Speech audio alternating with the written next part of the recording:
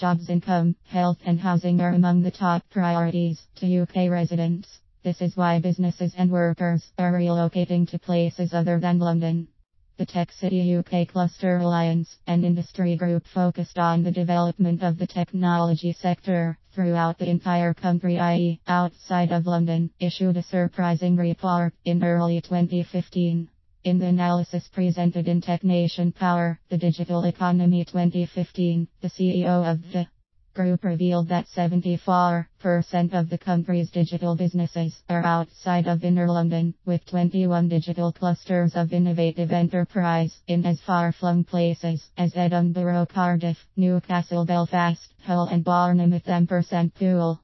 But that's not to say the entire future of Great Britain rides on broadband and wireless technologies. Getting past digits, the world still needs widgets, and the people who make them, the lorries that distribute them, and the ships that sell them across the globe. The savvy investors may find their gold in technology, but they are just as likely to make a good return on assets in other sectors. Even tech companies need to build data centers and office buildings, and their employees need homes to live in. Growth necessarily requires land on which to build. This all speaks to a generalized approach to decentralization and focused efforts by the government to encourage growth throughout the country. London has become unaffordable and in certain respects unsustainable, what with global investors buying up much of the luxury housing and driving up the costs of doing business because employees need to be paid much more in order to afford living there. In another study, the consulting firm PwC joined together with think tank Demos just a few years ago to look at what makes for sustainable growth in UK cities. What they found was a host of factors that neatly define what will enable a Cardiff, for example, to grow its tech sector, but also be a place where a diverse array of businesses can perform over time, including through economic hiccups that might cripple a single industry-centric town.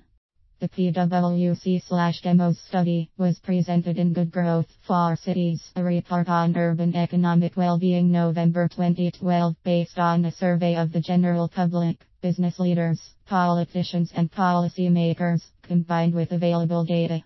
The key factors defining a healthy local economy were the following.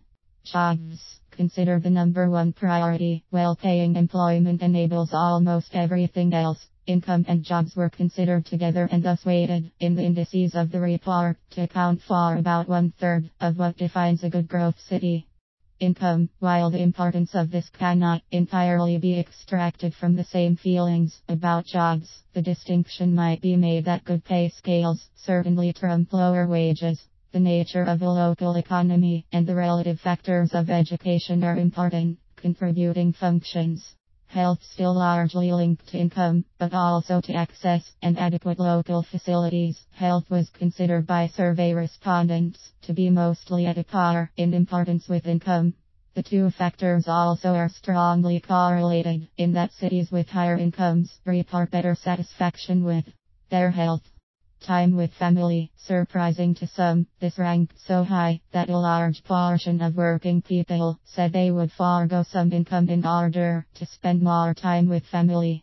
Londoners who work long hours and endure long commutes are most disadvantaged in this regard. Housing that is affordable. This factor is often inversely related to other success factors, jobs and income, even though many claim it as a priority. Cities such as Bristol, which has attracted investment and jobs, ranks low in housing affordability. This might hamper its future growth. A Londonization effect, so to speak.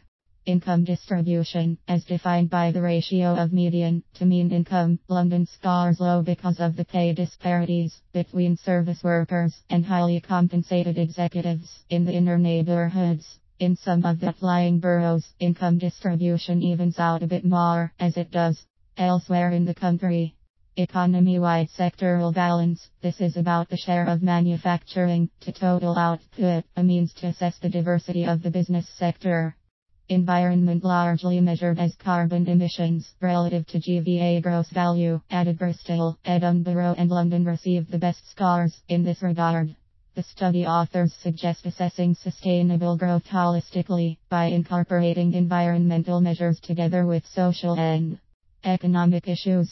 Transport, average commuting time to work, a factor which scores lower where housing costs are unaffordable and the cities are bigger. Future, technically providing for future generations. This measures the percent of households where long-term savings such as leases and stocks and bonds are held that can benefit children and grandchildren. It roughly correlates with income and income distribution scores.